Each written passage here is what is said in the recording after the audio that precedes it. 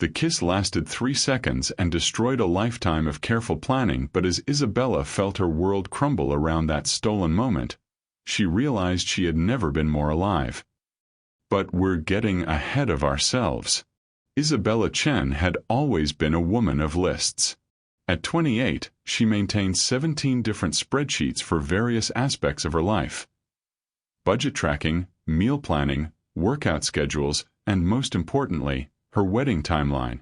The ceremony was exactly 93 days away, and everything was proceeding according to plan.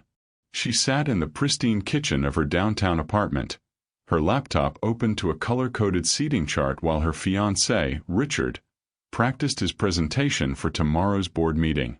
The morning light filtered through their expensive blinds, casting geometric shadows across the marble countertops. Everything in their life together was geometrical clean lines, perfect angles, no messy emotions cluttering the carefully designed space. The Hendersons should probably sit with the Clarks, Richard said without looking up from his notes. Same income bracket, similar interests. Isabella nodded automatically, moving digital name cards around the virtual tables. She paused at her own name, staring at the future Isabella Morrison, printed in elegant script. The cursor blinked next to it, waiting. Perfect match, she murmured, though she wasn't sure if she meant the seating arrangement or their upcoming marriage. Richard was perfect, really. Harvard MBA, junior partner at his law firm, excellent credit score. He remembered anniversaries, held doors, and never left dishes in the sink. Her parents adored him. Her friends envied her. On paper, he was everything a sensible woman should want.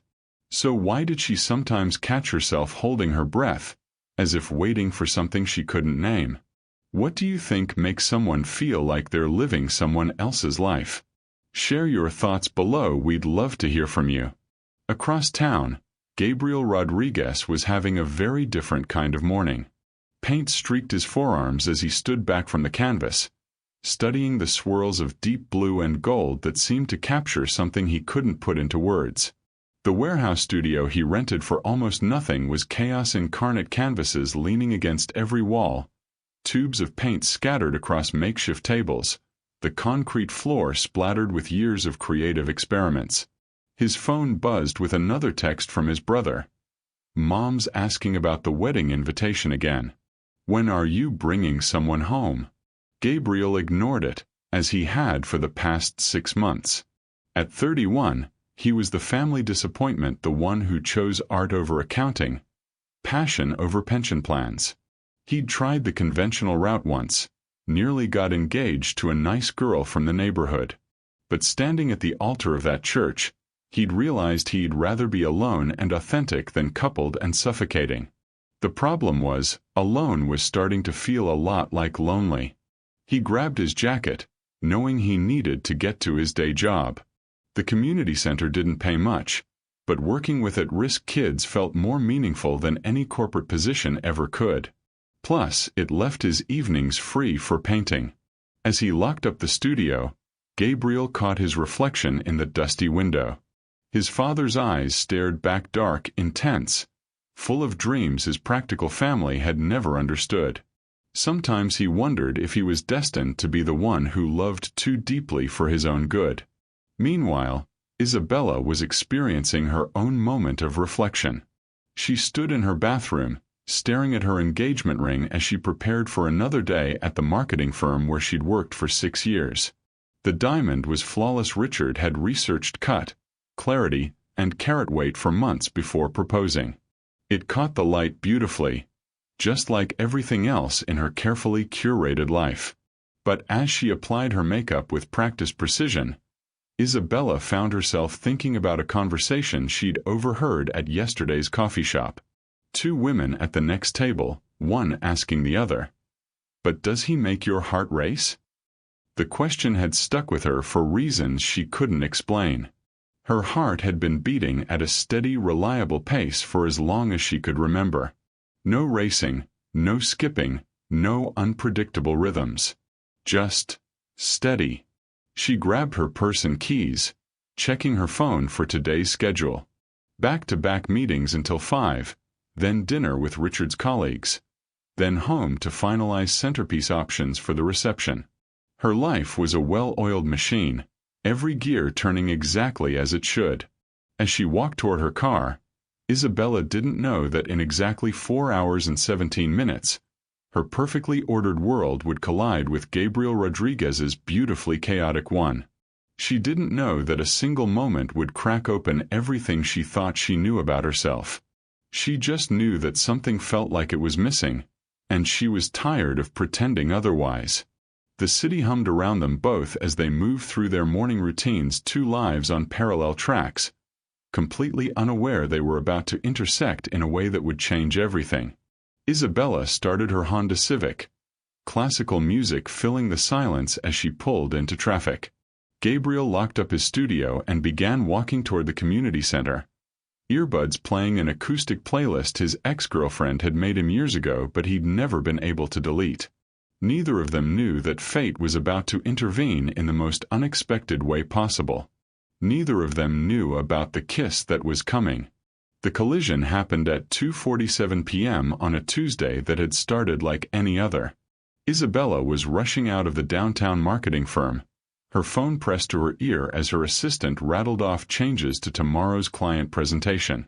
She'd stayed late to fix a campaign that wasn't quite right, though she couldn't pinpoint exactly what was wrong with it. Everything was technically perfect, the demographics aligned, the messaging tested well, the visuals were clean and professional. But it felt empty. Yes, move the meeting to 4, she said, pushing through the revolving glass doors onto 5th Street. And tell Richard the first might be a few minutes late for dinner. The afternoon sun hit her face as she stepped onto the busy sidewalk, momentarily blinding her. She blinked, trying to adjust, when she heard a child crying. Not the typical whining of a tired kid, but the deep, heartbroken sobs that made every adult within earshot stop and look around. Isabella paused, her work call forgotten. Across the street, outside the community center, a little girl sat on the concrete steps. She couldn't have been more than 7, with dark curls escaping from 2 lopsided pigtails and a bright yellow backpack clutched to her chest. Tears streamed down her cheeks as she stared at something in her small hands. Miss Chen. Miss Chen, are you there? Her assistant's voice came through the phone. I'll call you back, Isabella said, ending the call without taking her eyes off the child. She should keep walking. She had 17 things on her to-do list, and getting involved in strangers' problems wasn't one of them.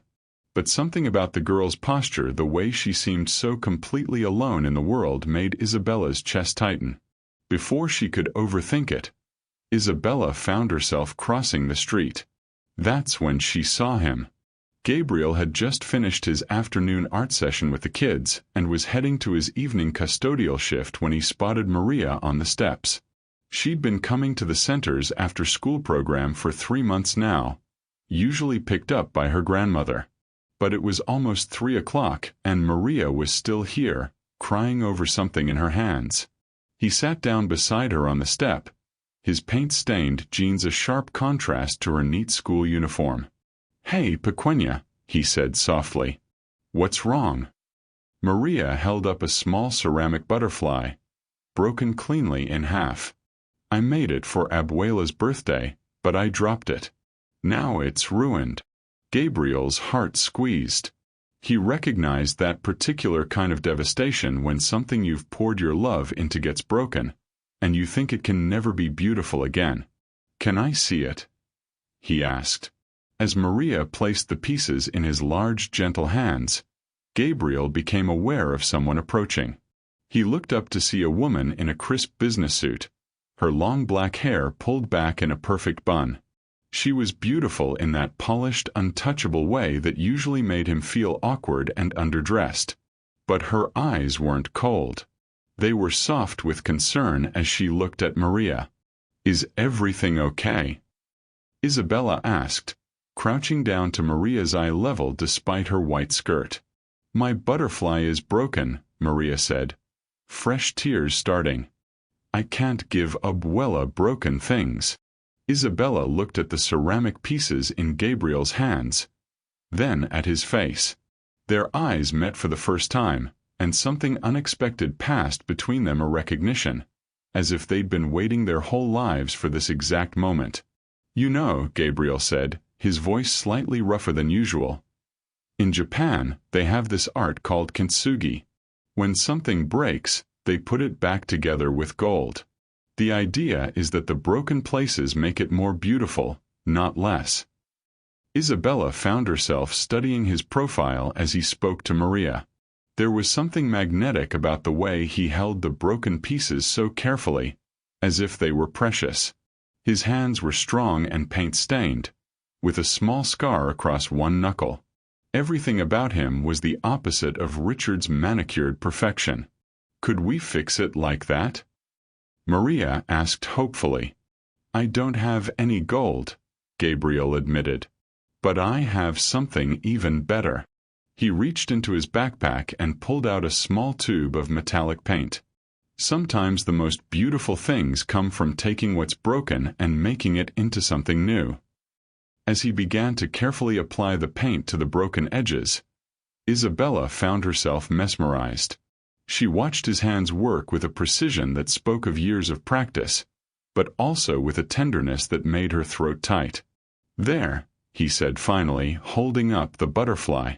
The crack was now a gleaming silver line down the center, making it look like the butterfly was emerging from a cocoon of light.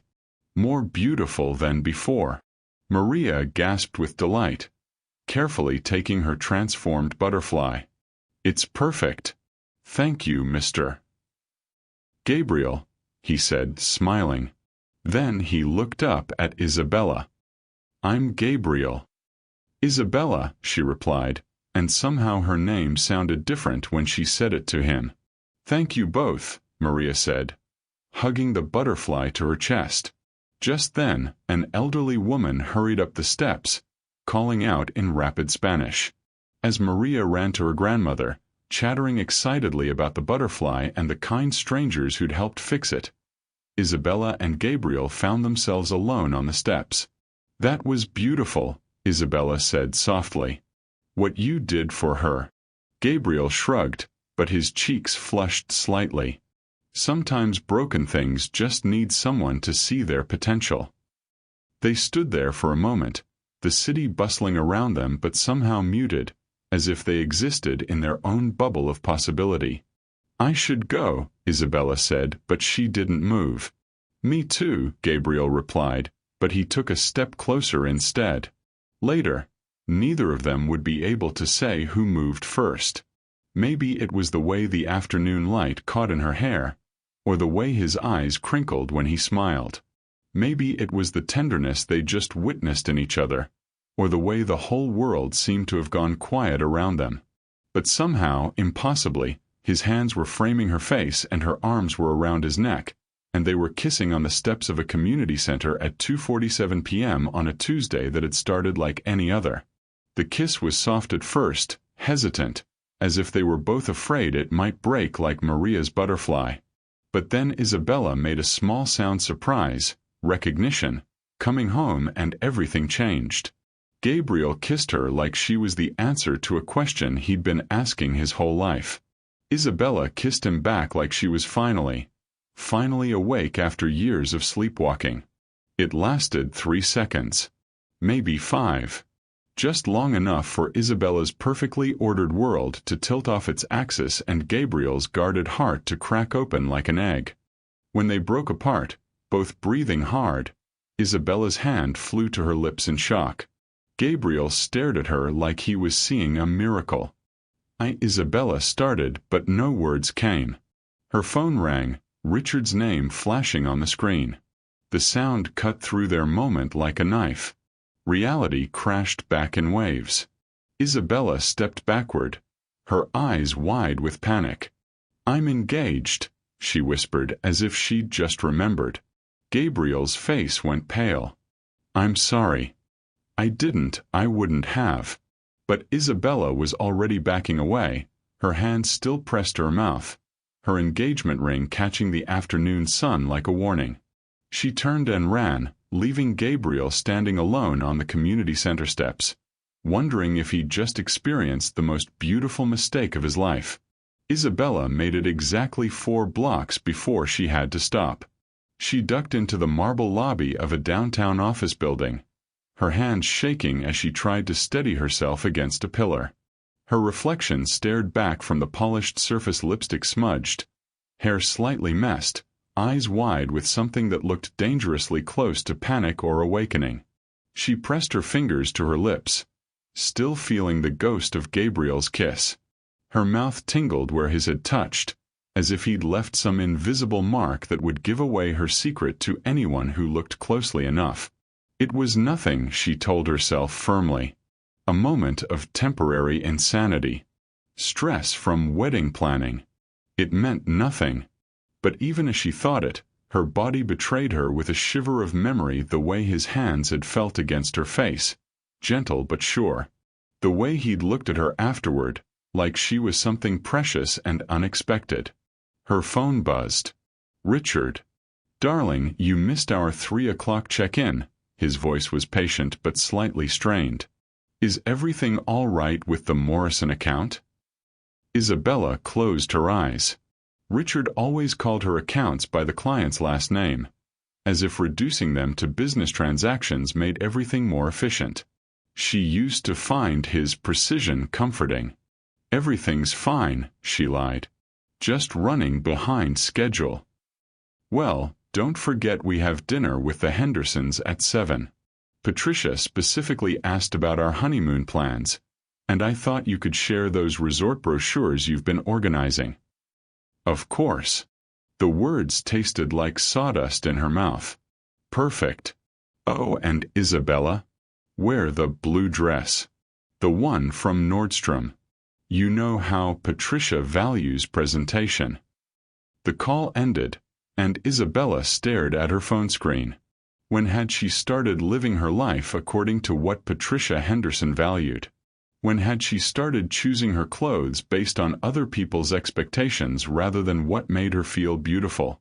She thought about Gabriel's paint-stained fingers, the way he'd held Maria's broken butterfly like it was made of spun gold.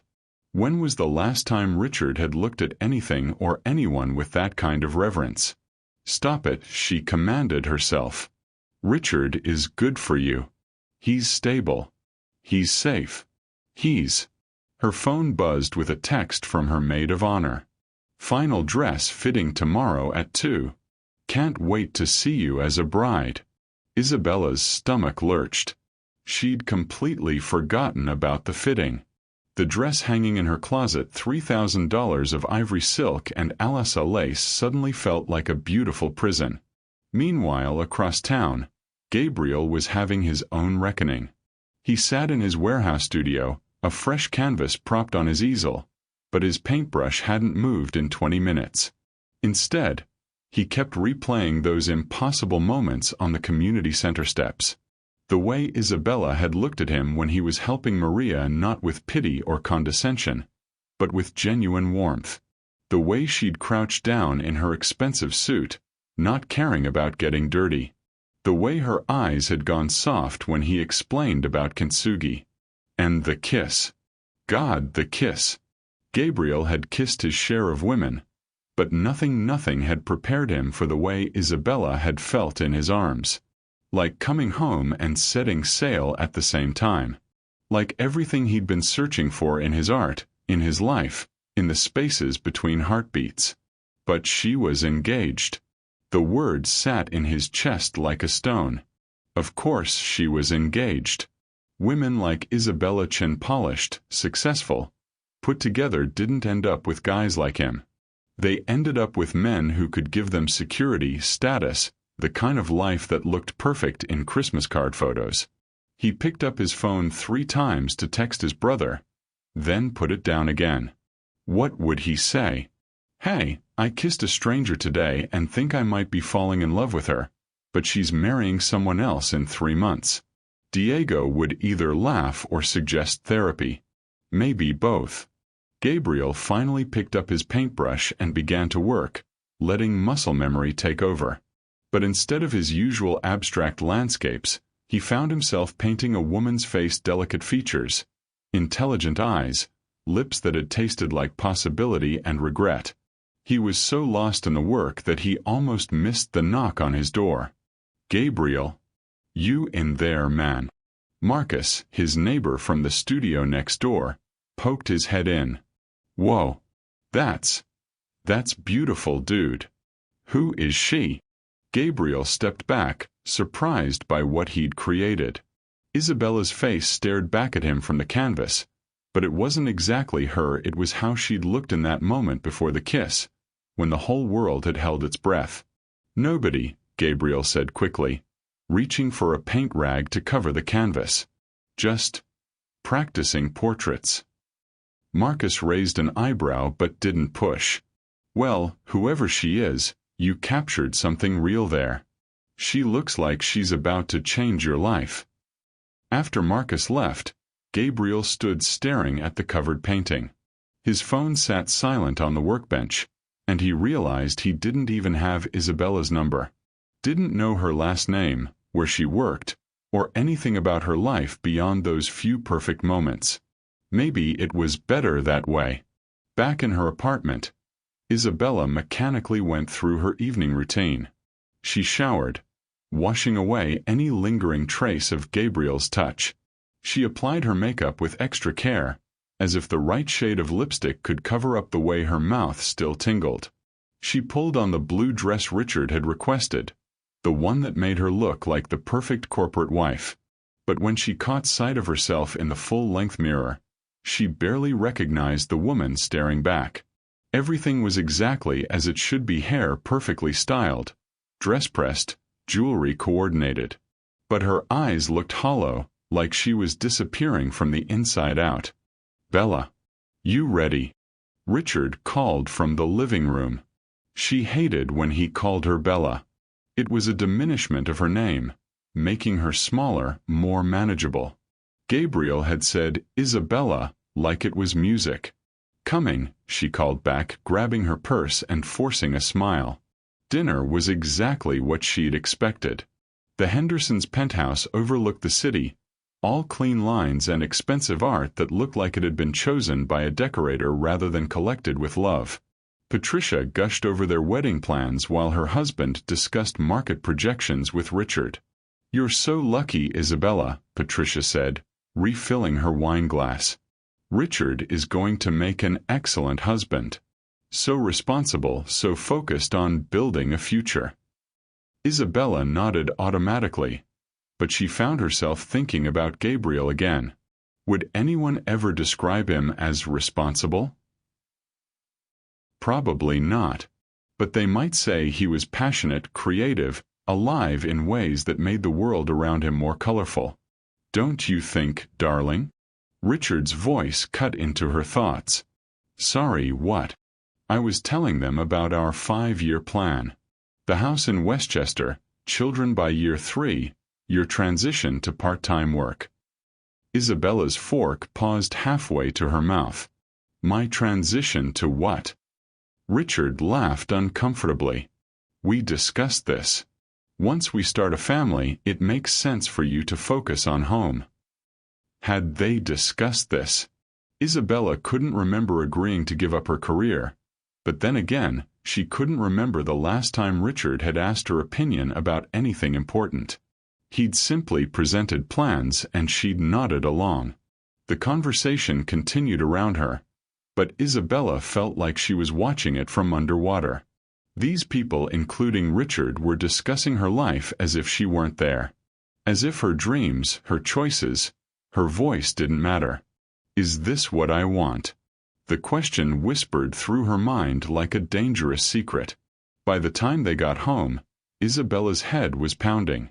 Richard immediately went to his laptop to review tomorrow's presentations, and she found herself standing in their pristine kitchen, staring at the engagement ring on her finger. It was beautiful. It was expensive. It was everything a sensible woman should want. So why did it suddenly feel like a shackle? Her phone buzzed with a text from an unknown number. "I hope you're okay." I'm sorry if I made things complicated. Isabella stared at the message, her heart hammering. Somehow, Gabriel had found her number, probably through the community center, she realized. Smart and resourceful, not just artistic. She started to type a response 3 different times, then deleted each one. What could she say? I can't stop thinking about you was the truth, but it was also impossible. Finally, she typed, please don't contact me again. She hit send before she could change her mind, then immediately wanted to take it back. But it was too late. The message was sent, the boundary drawn. Isabella turned off her phone and went to bed, but sleep didn't come. She lay next to Richard, listening to his steady breathing, and wondered if she was making the biggest mistake of her life, or if she'd already made it 3 months ago when she'd said yes to his proposal. What do you think? Can someone be truly happy in a safe relationship, or does real love require risk? Share your thoughts below. Isabella thought she'd successfully buried Tuesday afternoon. For 3 days, she threw herself into wedding preparations with military precision. She confirmed the florist, finalized the menu, and had 2 phone calls with the photographer about lighting preferences. She attended her dress fitting and smiled at all the right moments when the seamstress gushed about how radiant she looked. But Friday morning changed everything. I need you to handle the Morrison Community Outreach Project, her boss, Janet, announced during the weekly staff meeting. They want a complete rebranding campaign for their after-school programs, and you're our best strategist for non-profit work. Isabella's coffee cup froze halfway to her lips. Morrison Community. Which location?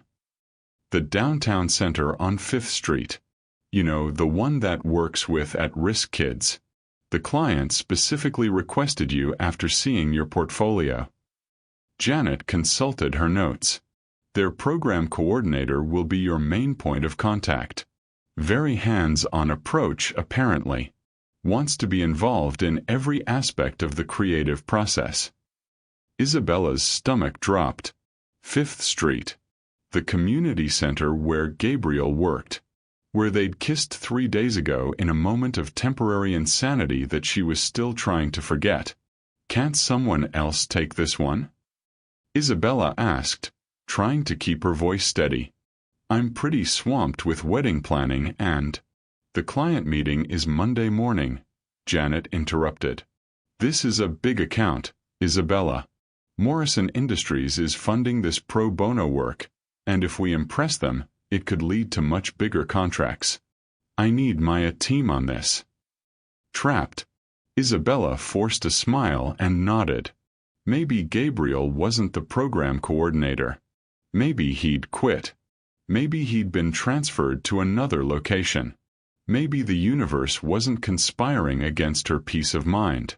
But deep down she knew better. Saturday brought her bachelorette party, a carefully planned afternoon at a wine bar followed by dinner at the city's most exclusive restaurant. Isabella's college friends had flown in from various cities, all excitement and champagne toasts to her upcoming marriage. You're so lucky, her friend Sarah gushed for the 3rd time. Richard is like the perfect catch. Successful, handsome, stable. Everything we said we wanted when we were 22. Isabella nodded and sipped her wine, but the words felt hollow. When had stable become the highest compliment you could pay a man? When had safe started sounding like settling? Tell us about the proposal again, another friend demanded. I need all the romantic details for when I'm crying into my dating apps later. Isabella launched into the familiar story. Richard had proposed at their favorite restaurant, the same place they'd had their first date 2 years ago. He'd given a thoughtful speech about compatibility and shared goals, then presented the ring he'd chosen after extensive research. It had been perfect, logical, exactly what any reasonable woman would want. So why did she keep thinking about a stranger's paint-stained hands and the way he'd looked at a broken ceramic butterfly like it held the secrets of the universe? Earth to Bella, Sarah laughed. You're spacing out on us. Pre-wedding jitters. Something like that, Isabella murmured.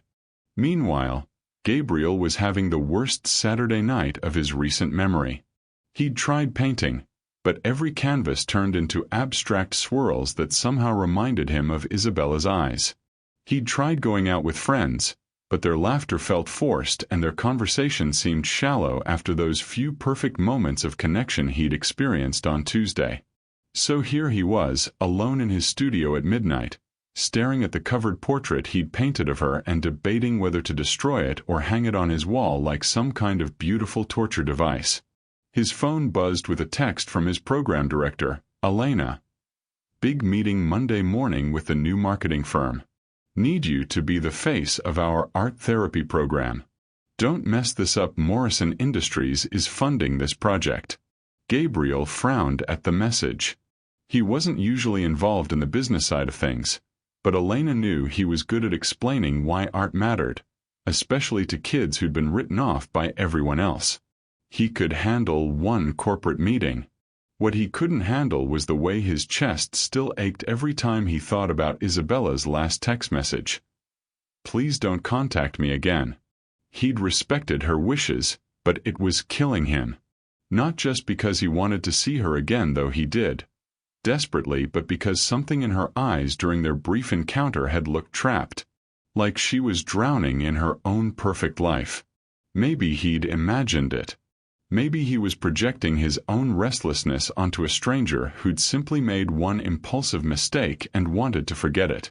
But he didn't think so. Monday morning arrived with all the inevitability of a freight train. Isabella sat in her Honda Civic outside the community center, hands gripping the steering wheel, trying to summon the courage to walk inside. She'd dressed carefully in her most professional suit armor disguised as business attire. Her wedding ring caught the morning light as she checked her reflection in the rearview mirror one more time. You can do this, she told herself. It's just a job. Be professional. Pretend Tuesday never happened. The community center looked different in the harsh light of a Monday morning. Less magical, more institutional. Isabella pushed through the front doors, briefcase in hand, and approached the reception desk. I'm here for the 9 o'clock meeting with Morrison Industries, she told the elderly receptionist. Oh yes, dear. Elena is expecting you. Conference room B, just down that hallway. Isabella followed the directions, her heels clicking against the linoleum floor. She could hear children's voices from various rooms, laughter, shouting, the chaos of young lives being shaped and guided. Despite her nervousness, she found herself smiling. There was something hopeful about this place, something real that her sterile office building lacked. She knocked on the conference room door and entered to find a middle-aged Latina woman with kind eyes and a warm smile. You must be Isabella, the woman said, standing to shake her hand. I'm Elena Rodriguez, Program Director. We're so excited to work with your firm on this rebranding project. Rodriguez. Isabella's professional smile faltered slightly. Yes, though it's a pretty common name around here, Elena laughed. Let me introduce you to our art therapy coordinator. He'll be your main point of contact since the creative programs are really the heart of what we're trying to showcase. Elena moved toward the door, and Isabella's stomach dropped like an elevator with cut cables. Gabriel, can you come in here, please? Time slowed as the door opened and Gabriel stepped into the room. He was dressed more formally than she'd seen him before, khakis and a button-down shirt instead of paint-stained jeans, but his hair was still slightly unruly, and his eyes still held that depth that had captivated her on Tuesday. Their gazes met across the conference table, and the air seemed to crackle with electricity. Isabella Chen, Gabriel said quietly, his voice carefully neutral. I wasn't expecting. You two know each other? Elena looked between them with interest. We met briefly last week, Isabella managed, her professional training kicking in even as her heart hammered against her ribs. At the community center. How wonderful. That should make this collaboration even easier. Elena beamed, completely missing the tension thick enough to cut with a knife. Gabriel, Isabella's firm is going to help us show the world why our programs matter. And Isabella, Gabriel is the one who makes magic happen with these kids every single day. Isabella watched Gabriel's jaw tighten almost imperceptibly. He was probably remembering her text message, the way she'd told him not to contact her again. I look forward to working together, Gabriel said formally, extending his hand for a professional handshake. Isabella had no choice but to take it. The moment their skin touched, that same electric shock ran up her arm, and from the way Gabriel's eyes widened slightly, she knew he felt it too. They dropped hands quickly, but the damage was done. 3 days of careful forgetting crumbled in an instant. Shall we get started? Elena said, settling into her chair with a stack of program materials. This project is scheduled to run for 6 weeks, with meetings twice a week. I thought we'd begin with a full tour of our facilities so Isabella can really understand what we do here. 6 weeks. Twice a week. Isabella caught Gabriel's eye across the table and saw her own panic reflected back at her. They were trapped in this together, forced into proximity that would make forgetting impossible. That sounds perfect, Isabella heard herself say, even as her carefully constructed world began to crack around the edges. Gabriel nodded curtly. I'll make sure you see everything. The words were professional, but something in his tone made Isabella's skin warm. She had the distinct feeling that she was about to see far more than she'd bargained for. And despite every rational thought in her head, despite her engagement ring and her carefully planned future, a traitorous part of her heart whispered, "Good." The tour began in neutral territory, Elena's office, the main lobby, the administrative areas where Isabella could maintain her professional composure. But as they moved deeper into the community center, her carefully constructed walls began to crumble. This is our main art room, Gabriel said, pushing open a door to reveal organized chaos. Canvases covered every available surface, paintbrushes stood in coffee cans like colorful bouquets, and the afternoon light streaming through tall windows made everything glow with possibility. Isabella stepped inside, immediately struck by the energy that seemed to pulse from every corner.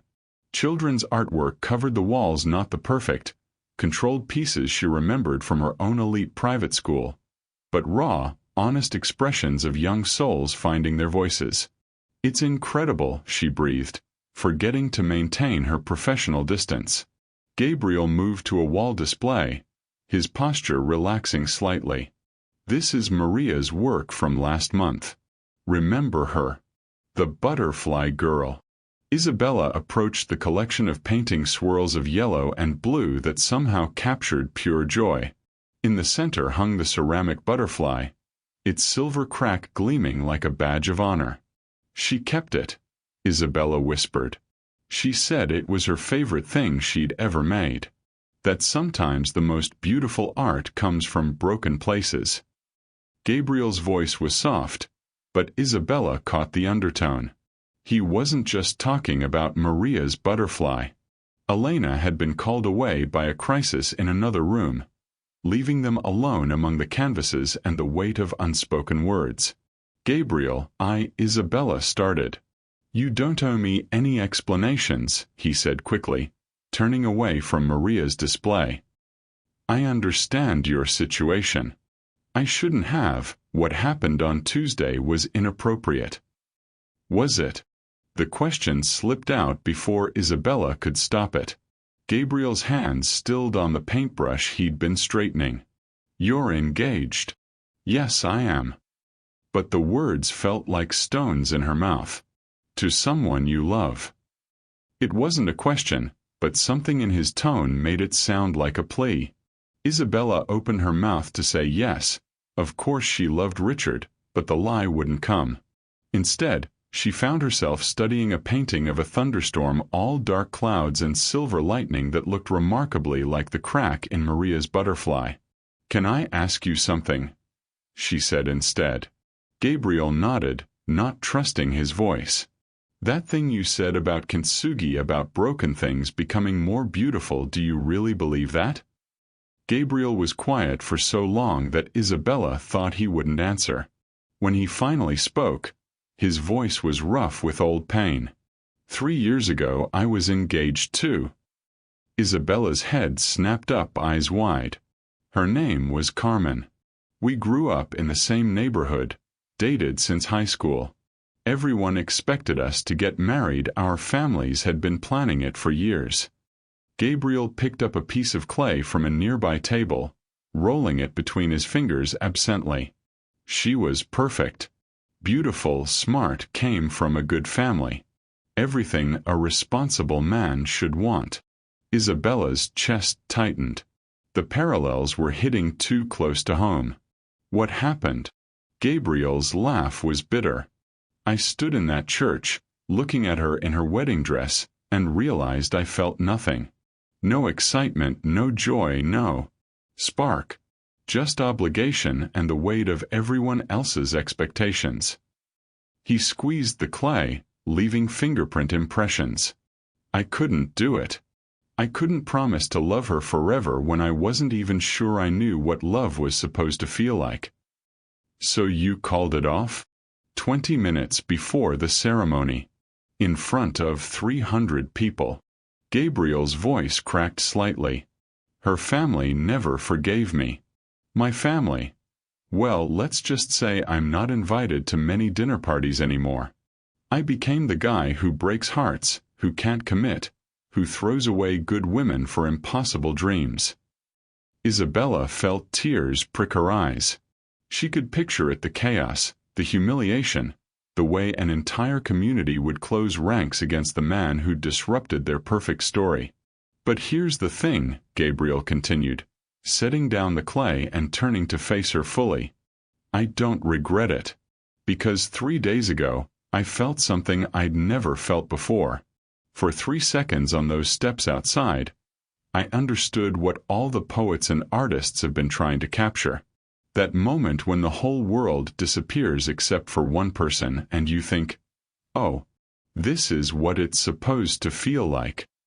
Isabella's breath caught. Gabriel, I'm not telling you this to complicate your life, he said quickly.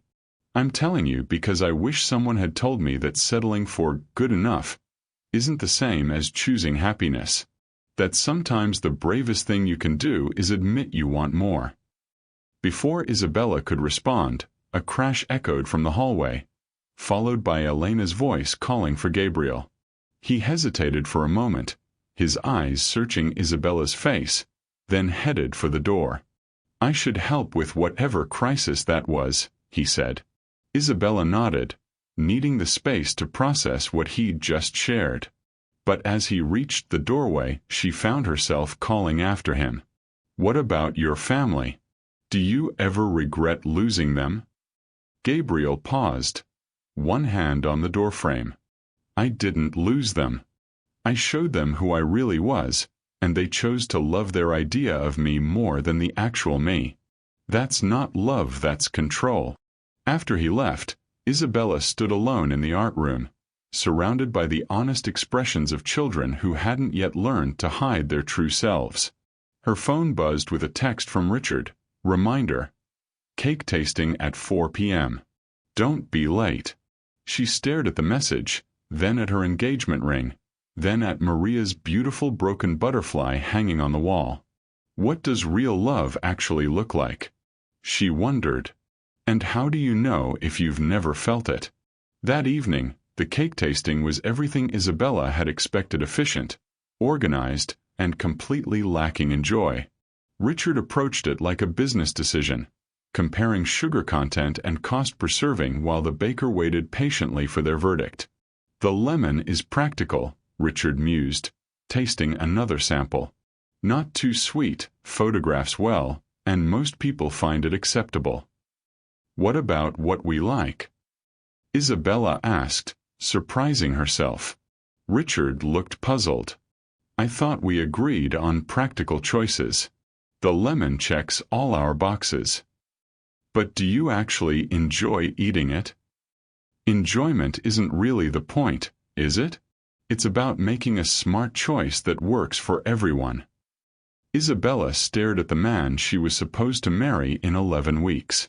When had his practicality started feeling like emotional death? When had she stopped caring whether he actually enjoyed anything? "What's your favorite cake, Richard?" she asked suddenly.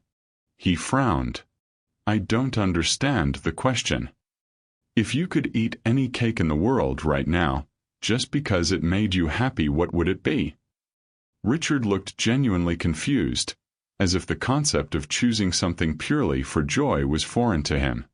The lemon is fine, Isabella. It's a solid choice." That night, Isabella lay in bed staring at the ceiling while Richard slept peacefully beside her.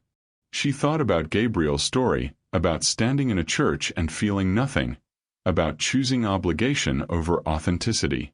She thought about the question she'd asked Richard about his favorite cake, and how he couldn't answer it. Not because he was being difficult, but because somewhere along the way he'd trained himself not to want things that weren't practical. Had she done the same thing? When was the last time she'd chosen something just because it brought her joy? When was the last time she'd felt that spark of excitement, that sense of being fully alive? 3 days ago, whispered a treacherous voice in her mind. On the steps of a community center, in the arms of a man who looked at broken things and saw beauty instead of problems to be solved.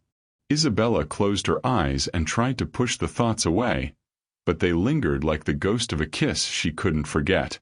In his warehouse studio across town, Gabriel was painting again. But this time, he wasn't trying to capture Isabella's face. Instead, he found himself painting a church, empty pews, abandoned flowers, a wedding that would never happen. At the bottom, almost without conscious thought, he added 2 words in silver paint: "No regrets." Because for the first time in 3 years, he was certain he'd made the right choice in walking away from a life that looked perfect but felt like suffocating. The question now was whether Isabella would have the courage to make the same choice. Have you ever felt trapped by other people's expectations of what your life should look like? Tell us about a time you had to choose between safe and true in the comments below. The breakthrough came during their 3rd working session, 2 weeks into the project. Isabella had spent the morning interviewing staff members, taking notes on program outcomes and success stories, but her mind kept wandering to Gabriel. He'd maintained perfect professional distance since their conversation in the art room, polite, helpful, but careful not to let their hands brush when passing documents or to let conversations drift into personal territory. It was exactly what she'd asked for, and it was driving her slowly insane. "The kids arrive around 3:30, Elena explained, leading Isabella through the daily schedule. "That's when the real magic happens. Gabriel, why don't you show Isabella the afternoon session?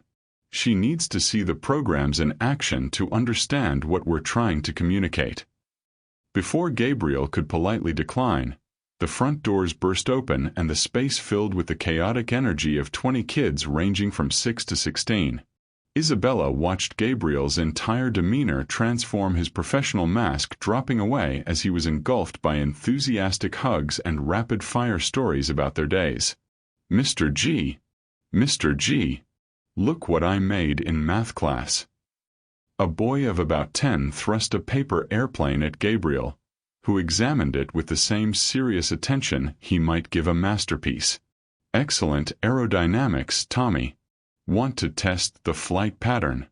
Within minutes, Gabriel was surrounded by children, all vying for his attention, and Isabella found herself forgotten in the corner. She should have minded after all. She was here to work, but instead she found herself mesmerized by this version of Gabriel she hadn't seen before. This was Gabriel, unguarded, authentic, completely himself. He moved between the children with easy grace, offering encouragement to the shy ones, gentle redirection to the rowdy ones, and genuine interest in every story, every creation, every moment of their lives they wanted to share. "He's good with them," Isabella said to Elena, who had appeared beside her. "He's more than good. He saves them. Elena's voice was soft with admiration. Half these kids have been written off by everyone else, teachers, social workers, sometimes even their own families. But Gabriel sees something in them that others miss. Isabella watched as Gabriel knelt beside a teenage girl who was hunched over a sketchpad, her body language screaming, "Leave me alone." But instead of respecting the barrier, Gabriel sat down on the floor next to her, not saying anything, just quietly sorting through art supplies. After a few minutes, the girl glanced at him sideways. "It's stupid," she muttered, gesturing at her sketch. "Can I see?" The girl hesitated, then slid the pad toward him. Gabriel studied the drawing, a dark, twisted tree with a single flower blooming from its gnarled branches with the same intensity he'd given Maria's butterfly. "This is extraordinary, Sophia. The contrast between the decay and the new growth. It's like you're saying something about hope surviving in difficult places." Sophia's defensive posture softened slightly. "You really think it's good?" "I think it's honest. And honest art is always good art." Isabella felt something crack open in her chest. This was what Gabriel had been trying to tell her about seeing beauty in broken things. It wasn't just about ceramic butterflies or kintsugi, it was about seeing the potential for transformation in everything, including people. "Would you like to help?" Gabriel's voice interrupted her thoughts. He was looking at her with cautious hope. "We're starting a collaborative mural project. Extra hands are always welcome." Isabella looked down at her expensive suit, then at the paint-splattered children who were already claiming their spots along a large canvas stretched across the floor. I'm not artistic," she said. "Neither am I," piped up Tommy, the airplane boy. "But Mr. G says that's not the point." "What is the point?" Isabella asked, genuinely curious. Gabriel stood, wiping his hands on a rag. "The point is showing up. Being present. Letting yourself be part of something bigger than your individual fears." Their eyes met, and Isabella knew he wasn't just talking about the mural. Before she could overthink it, Isabella slipped off her blazer and rolled up her sleeves. "What do you need me to do?" The next 2 hours passed in a blur of laughter, paint, and the kind of creative chaos Isabella hadn't experienced since childhood. She found herself sitting cross-legged on the floor, helping a 6-year-old named Marco add flowers to his section of the mural while Gabriel worked nearby with the older kids on a complex geometric pattern. "Miss Isabella," Marco said suddenly, his voice serious beyond his years, "are you sad?"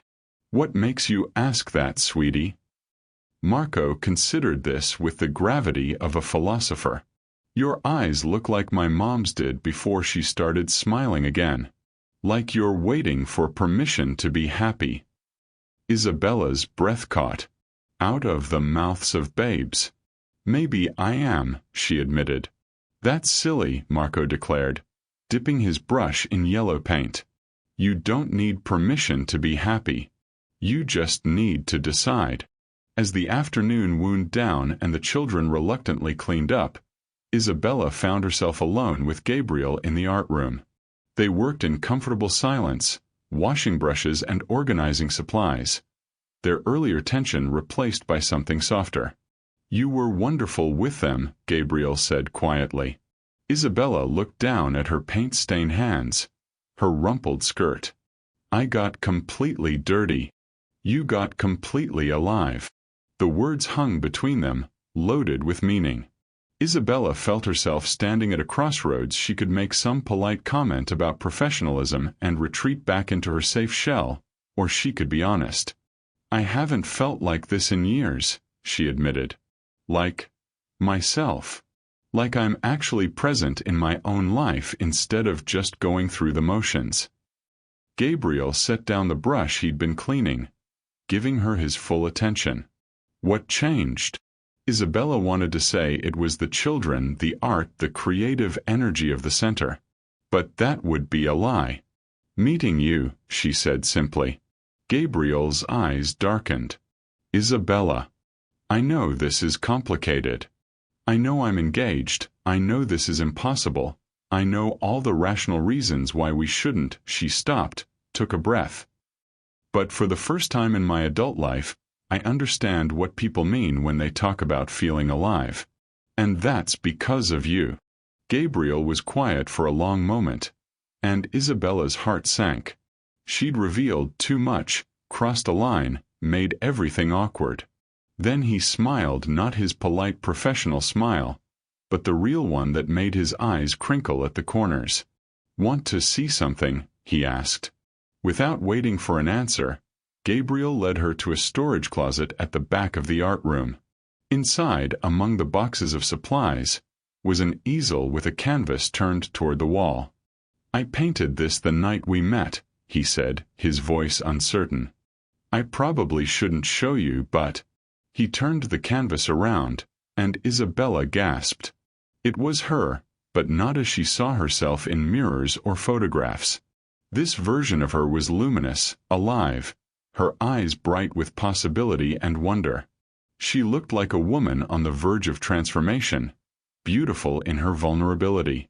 "Is that how you see me?" she whispered. "That's how you looked right before you kissed me back," Gabriel said softly. "Like you were waking up from a long sleep." Isabella stared at the painting, seeing herself through his eyes not as the composed, controlled woman she'd trained herself to be, but as someone capable of passion, of joy, of taking risks for love. "Gabriel, You don't have to say anything," he interrupted gently. "I just wanted you to know that someone sees you. The real you. And she's extraordinary." Isabella felt tears prick her eyes. When was the last time someone had looked at her like this, not as an achievement to be claimed or a problem to be managed, but as a miracle to be cherished? "I need to go," she said, but she didn't move. "I know." They stood there in the small storage space, surrounded by art supplies and possibility, both knowing they were balanced on the edge of something that would change everything. Finally, Isabella reached out and touched the painting with one finger, tracing the hopeful curve of her painted mouth. "She's beautiful," she said quietly. "She's you," Gabriel replied. And for one perfect moment, Isabella almost believed him. When was the last time someone saw the real you, not the version you think you should be, but who you actually are? We'd love to hear about those moments of being truly seen in the comments. The end began with a phone call Isabella should never have answered. It was Thursday afternoon of their 4th week working together, and Isabella was laughing, actually laughing, as Gabriel tried to teach her how to throw pottery. Her hands were covered in clay, her hair had escaped its usual perfect bun, and she felt more like herself than she had in years. No, you're fighting it," Gabriel said, moving behind her to guide her hands on the wheel. "Clay responds to gentle pressure, not force. Like this." His hands covered hers, warm and sure, and Isabella felt that familiar electric current run through her body. They'd been dancing around moments like this for weeks, lingering glances, accidental touches, conversations that lasted long after the official work was done. Nothing had happened since that first kiss, but the tension between them was building like a storm. "I think I'm getting it," Isabella murmured, acutely aware of Gabriel's chest against her back, his breath warm against her ear. "You're a natural," he said softly. "You just needed to trust yourself." The words carried weight beyond pottery, and they both knew it. Isabella tilted her head back slightly, and Gabriel's hands stilled on hers. For a moment, the world condensed to just this, the two of them, the spinning clay, the possibility hanging in the air like a held breath. Then Isabella's phone rang. She jerked away from Gabriel's touch, clay flying from the wheel as she fumbled for her purse. Richard's name flashed on the screen. "I should take this," she said, her voice shaky. "Isabella? Where are you?" Richard's voice was sharp with irritation. "I've been calling for an hour. I'm at the community center. Working." Isabella moved away from Gabriel, lowering her voice. "What's wrong?" What's wrong is that you missed our appointment with the wedding planner. Margaret Whitfield doesn't reschedule for anyone, Isabella. Do you have any idea how difficult it was to get on her calendar in the first place? Isabella's stomach dropped. She had completely forgotten about the appointment. For the past month, her carefully organized life had been unraveling, and she hadn't even noticed until this moment. Richard, I'm so sorry. I lost track of time. You lost track of time. His voice was cold. Our wedding is in 7 weeks, Isabella. 7 weeks. And you're losing track of time while playing around with. What exactly are you doing there? Isabella glanced back at Gabriel, who was pretending to clean up the pottery station while obviously listening to every word. Her hands were still covered in clay, evidence of how far she'd strayed from the woman Richard expected her to be. It's work, she said weakly.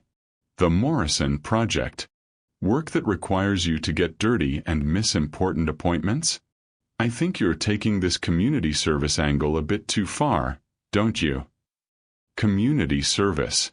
The casual dismissal of something that had become the most meaningful part of her week hit Isabella like a slap. This wasn't community service to her anymore. It was the place where she'd rediscovered joy, purpose, the woman she used to be before she'd buried herself in other people's expectations. I'll reschedule with Margaret, she said quietly. See that you do. And Isabella? I think you need to reassess your priorities. This nonprofit work is clearly becoming a distraction from what's actually important. The call ended, leaving Isabella staring at her phone in the sudden silence of the art room. Gabriel had stopped pretending to clean and was watching her with concern. Everything okay? He asked gently. Isabella looked at her clay-covered hands, at the half-formed bowl on the pottery wheel, at Gabriel's kind eyes that saw her as she truly was instead of who she was supposed to be. Everything was not okay. Everything was falling apart, and the worst part was that she wasn't sure she wanted to put it back together. I have to go, she said, grabbing her purse and blazer. I'm sorry, I have to go. But as she reached the door, Gabriel's voice stopped her. Isabella, wait. She turned, and the expression on his face made her heart crack. Don't do this, he said quietly. Don't disappear back into that life that's slowly killing you. It's not killing me, Isabella protested. But even she could hear how hollow the words sounded. Isn't it? Gabriel stepped closer, his eyes intense. When was the last time you laughed before you started coming here? When was the last time you created something just for the joy of it? When was the last time you felt truly, completely yourself? Isabella's throat tightened. Gabriel, please. Don't make this harder than it already is. Why? Because it's easier to sleepwalk through a life that looks perfect on paper than to fight for one that actually makes you happy. You don't understand. I understand perfectly. Gabriel's voice was getting louder, months of careful restraint finally cracking. You're terrified. You're terrified of disappointing people, of making a mess, of admitting that you want something different than what everyone expects from you. Stop, Isabella whispered. I won't stop. Because I love you. The words hung in the air like a bomb that had just detonated. Isabella felt the ground shift beneath her feet. I love you, Gabriel repeated, his voice breaking. I love the way you light up when you're working with the kids. I love how you get completely absorbed in painting and forget to check your phone. I love that you see Maria's butterfly as beautiful instead of broken. I love the woman you become when you stop trying to be perfect and just let yourself be real. Tears spilled down Isabella's cheeks. Gabriel, don't. I love you, and I'm watching you disappear back into a life that doesn't deserve you. And yes, it's selfish, but I can't stand by and watch it happen without fighting for you. You can't fight for me. The words exploded out of Isabella with all the force of her pent-up frustration and fear. You can't love me. I'm getting married in 7 weeks to a good man who's never done anything wrong except love me the way he knows how. The way he knows how. Gabriel's laugh was bitter. Isabella, he doesn't see you. He sees some idea of what a wife should be, and he's trying to mold you into that shape. That's not love, that's ownership. That's enough. Isabella's voice was ice-cold now, all her defenses slamming back into place. You don't know Richard. You don't know our relationship. You don't know anything about my life except for these few weeks of whatever this has been. This has been you being yourself for the first time in years. This has been me being irresponsible and selfish, and Isabella's voice cracked.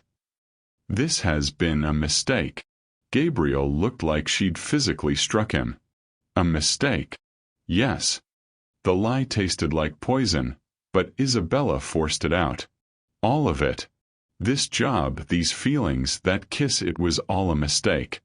I got caught up in some fantasy, but that's not real life. Real life is commitment and responsibility, and real life is choosing to be happy, Gabriel interrupted. No, Isabella said firmly, gathering the shattered pieces of her composure. Real life is keeping your promises, even when it's hard, even when you meet someone who makes you question everything. Real life is doing the right thing. And marrying a man you don't love is the right thing? The question hit its mark, but Isabella didn't flinch. I'm not discussing this with you anymore. I'm finishing this project professionally, and then I never want to see you again. Gabriel's face went pale. You don't mean that. I do. Isabella straightened her blazer, wiped the clay from her hands with jerky, violent movements. I mean every word. This ends now.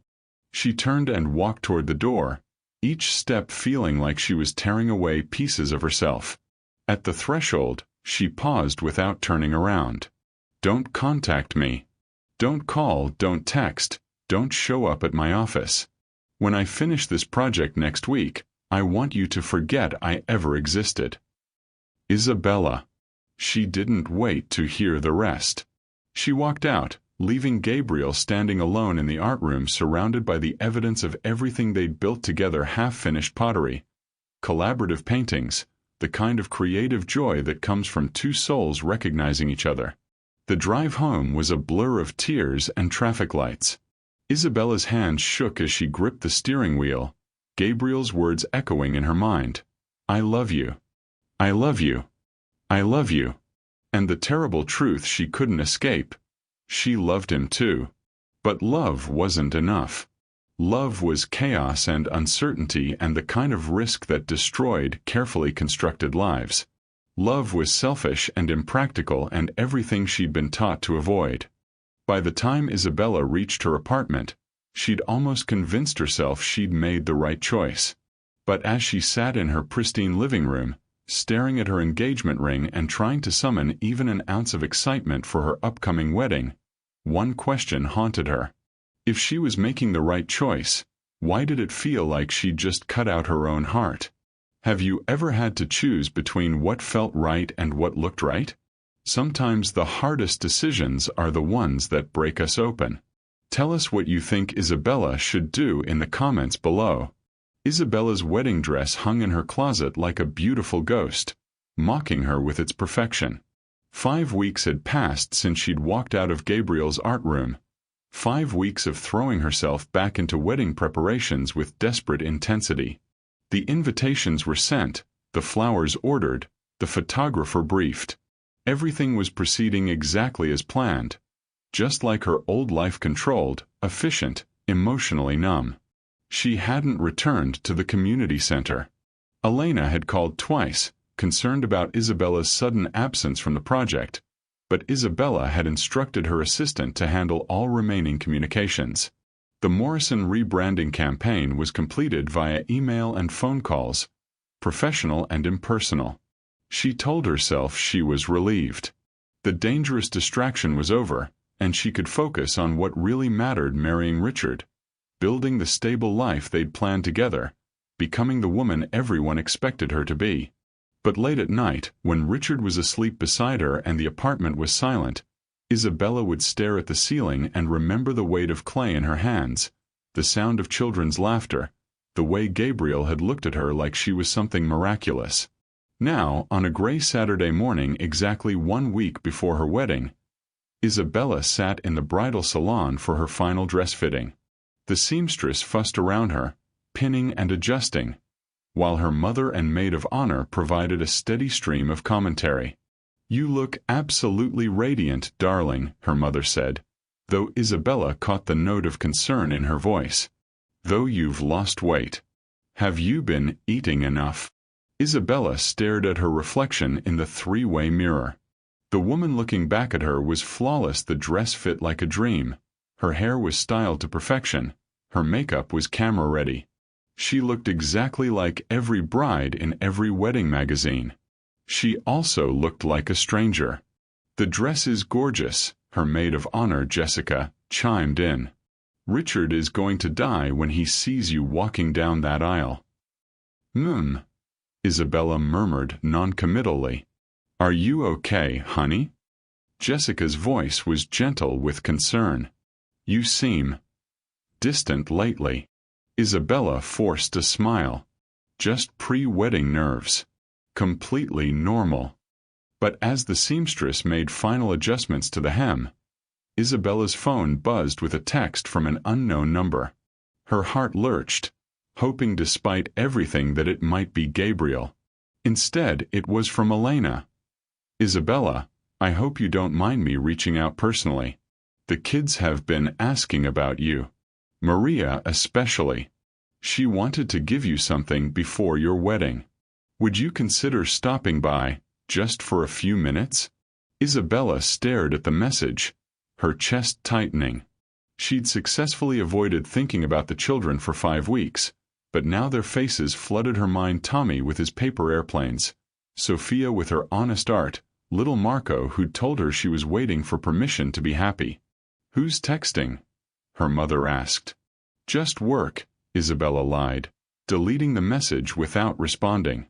But the damage was done. For the rest of the fitting, Isabella couldn't shake the image of Maria asking about her, wondering why the lady who'd helped fix her butterfly had simply disappeared. That evening, Richard took her to dinner at their usual restaurant, the same place he'd proposed, the same place they'd had their first date. Everything was familiar, comfortable, exactly as it should be. "You've been quiet tonight," Richard observed as they waited for dessert. "Everything all right?" Isabella looked across the table at the man she was supposed to marry in 7 days. He was handsome, successful, kind in his practical way. Any reasonable woman would be grateful to have him. "Richard," she said carefully, "can I ask you something?" "Of course. What made you fall in love with me?"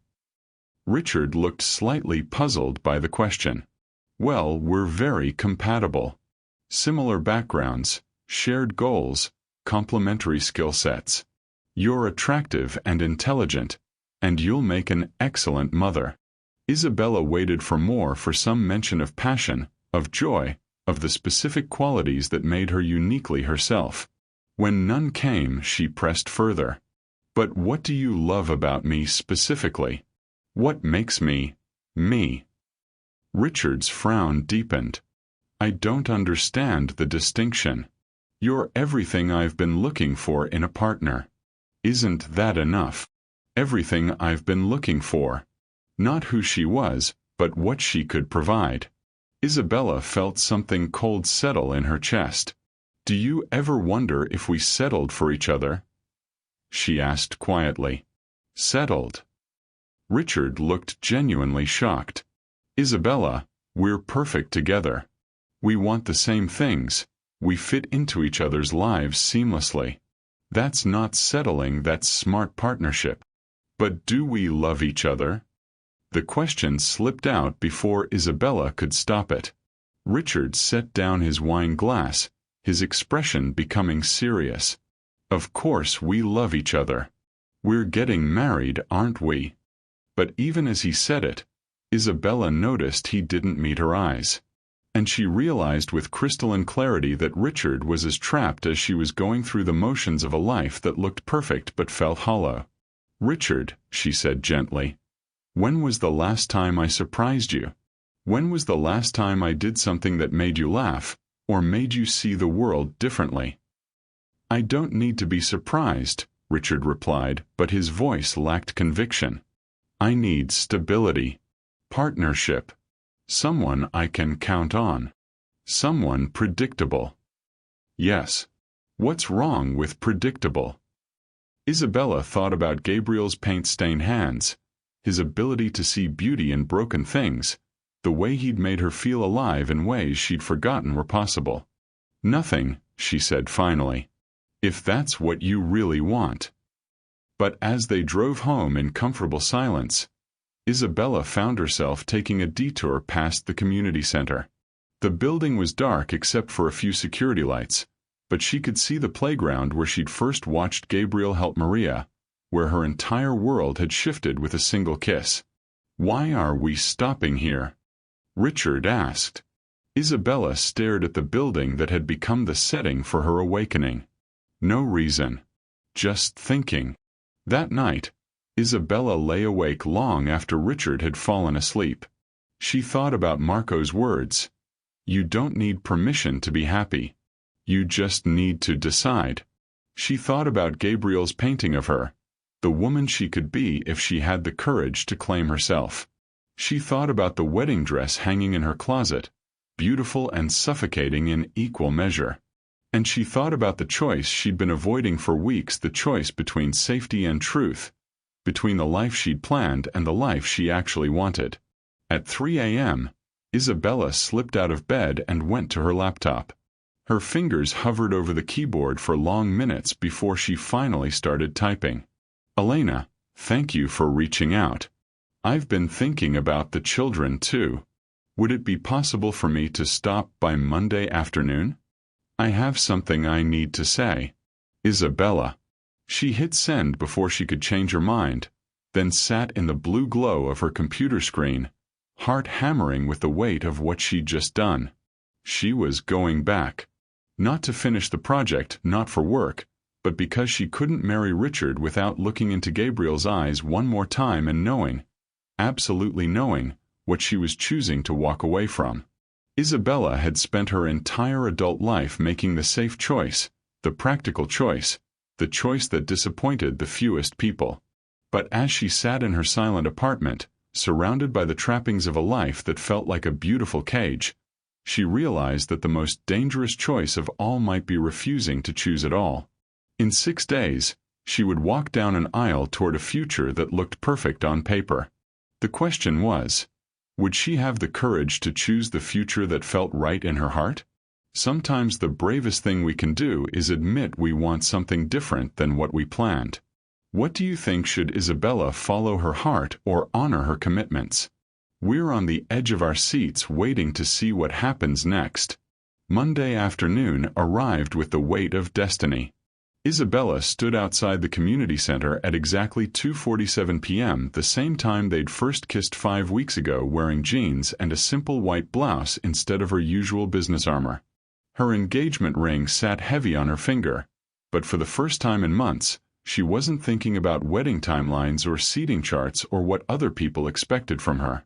She was thinking about truth. Elena met her at the front door with a warm smile and concerned eyes. "Isabella, thank you for coming. The children have missed you so much." "I've missed them too," Isabella admitted, surprised by how much she meant it. "Gabriel doesn't know you're coming," Elena said carefully as they walked down the familiar hallway. "He's been different since you left. Quieter.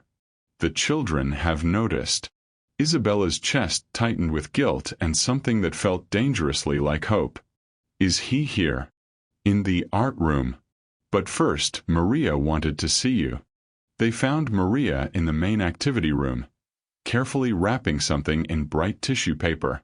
When she saw Isabella, her face lit up like sunrise. "Miss Isabella, you came back." Isabella knelt down to Maria's level, fighting back tears at the pure joy in the child's voice. "Hi, sweetie. I heard you had something for me." Maria thrust the wrapped package into Isabella's hands with barely contained excitement. "It's for your wedding. Abuela helped me make it." With trembling fingers, Isabella unwrapped the tissue paper to reveal a ceramic butterfly, painted in swirls of white and silver. But this butterfly was different from the broken one they'd repaired weeks ago. This one had intentional cracks running through its wings, filled with gleaming gold paint. "It's Kintsugi," Maria said proudly, using the word she'd clearly been practicing. "Mr. Gabriel taught me how to do it on purpose. He said sometimes we have to break ourselves a little to become who we're supposed to be." Isabella stared at the butterfly through blurry eyes, understanding the message Gabriel had helped Maria create. This wasn't just a wedding gift, it was a reminder that beautiful things could emerge from broken places, that cracks didn't have to mean destruction. "It's the most beautiful thing I've ever seen," Isabella whispered, meaning every word. After hugging Maria goodbye and promising to visit again soon, Isabella made her way to the art room on unsteady legs.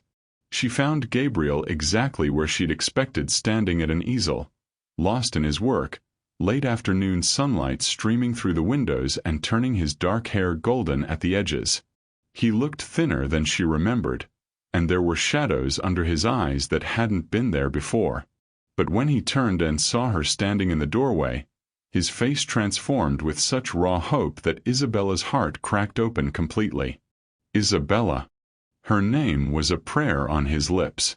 They stared at each other across the room that had become sacred ground, 5 weeks of separation stretching between them like a chasm. Isabella clutched Maria's butterfly to her chest, drawing courage from its deliberate imperfection. "I came to tell you something," she said, her voice barely above a whisper. Gabriel set down his paintbrush with careful precision. "I'm listening." Isabella took a deep breath, knowing that once she spoke, there would be no taking it back. "I'm calling off my wedding." Gabriel went completely still. "Isabella." "I'm calling it off because you were right. I don't love Richard. I care about him, I respect him, but I don't love him. And more importantly, he doesn't love me, not the real me. He loves his idea of who I should be." Tears spilled down her cheeks, but she pressed on. "I'm calling it off because for 28 years, I've been living the life other people wanted me to live, and I'm so tired of pretending that it's enough. I'm tired of waiting for permission to be happy." Gabriel took a step toward her, hope and fear warring in his expression. "What are you saying?" "I'm saying I love you." The words burst out of her like birds taking flight. "I love the way you see beauty in broken things. I love how you make me laugh without even trying. I love that you helped me remember who I am when I'd almost forgotten completely." She held up Maria's butterfly. "I love that you taught a 7-year-old to make art out of intentional cracks because you knew I needed to hear that message." Gabriel's eyes filled with tears. "Isabella, Let me finish," she said, stepping closer. "I love you and I'm terrified, and I have no idea what comes next. I don't have a 5-year plan or a backup strategy. All I know is that I'd rather build something real with you than live in a beautiful lie with someone else." For a moment, Gabriel just stared at her, as if he couldn't quite believe she was real. Then, slowly, he began to smile, that devastating, authentic smile that had first cracked open her carefully constructed walls. "Are you sure?" he asked, his voice rough with emotion. "Because once you walk away from that life, there's no going back. It's going to be messy and complicated and—" "I'm sure," Isabella interrupted, closing the distance between them. "I've never been more sure of anything in my life." Gabriel's hands came up to frame her face, just like they had that first day on the community center steps. "I love you too," he said. "I love you so much it feels like drowning and flying at the same time." "Then kiss me," Isabella whispered. "Kiss me like you did that first day, when you made me realize I'd been sleepwalking through my own life." Gabriel's lips met hers with the desperate tenderness of two people who had almost lost everything. But this kiss was different from their first, deeper, surer, full of promise instead of stolen longing. Isabella felt herself melting into him, coming home to herself at the same time. When they finally broke apart, both breathing hard, Gabriel rested his forehead against hers. "What happens now?" he asked. Isabella laughed, surprising them both. "I have absolutely no idea. I have to call Richard, cancel a wedding, probably disappoint my parents, figure out where I'm going to live." She paused, struck by how none of those overwhelming tasks felt insurmountable anymore. "But for the first time in my life, not knowing what comes next feels like freedom instead of failure." Gabriel pulled back to look at her, his eyes bright with love and admiration. "You're incredible. Do you know that?" "I'm learning," Isabella said, meaning it. They spent the next hour talking, planning, dreaming about a future that wouldn't look anything like the one Isabella had mapped out in her careful spreadsheets. Gabriel showed her the painting he'd been working on, a woman emerging from a cocoon of gold light, transformed by her own courage to choose authenticity over safety. As the sun set through the art room windows, painting everything in shades of hope and possibility, Isabella called Richard. The conversation was difficult but not cruel. He was hurt and confused, but not heartbroken. If anything, he seemed almost relieved to have permission to admit that their relationship had felt more like a business partnership than a grand love story. "I hope you find someone who surprises you," Isabella told him before hanging up. "I hope you find whatever it is you're looking for," Richard replied, and she heard genuine kindness in his voice. What Isabella had found was sitting beside her, paint still under his fingernails, looking at her like she was the answer to every question he'd ever asked. 6 months later, Isabella and Gabriel stood together in the same art room where they'd fallen in love, surrounded by children from the community center and friends who celebrated authenticity over convention. Instead of a traditional wedding dress, Isabella wore a flowing white dress she'd chosen simply because it made her feel beautiful. Instead of expensive flowers, they were surrounded by artwork the children had created, imperfect, honest, full of love. When the simple ceremony was over and they kissed as husband and wife, Isabella thought about Maria's butterfly, about Kintsugi, about the truth that sometimes the most beautiful things come from having the courage to break open and begin again. She had chosen love over safety, truth over perfection, and the future they were building together was going to be gloriously, beautifully imperfect. And Isabella had never been happier to be exactly who she was meant to be. True love isn't about finding someone perfect, it's about finding someone who helps you become the most authentic version of yourself. Have you ever had to choose between safe and real? Share your story of choosing love over security in the comments. We believe in happily ever after, especially when it's messy and real and worth fighting for.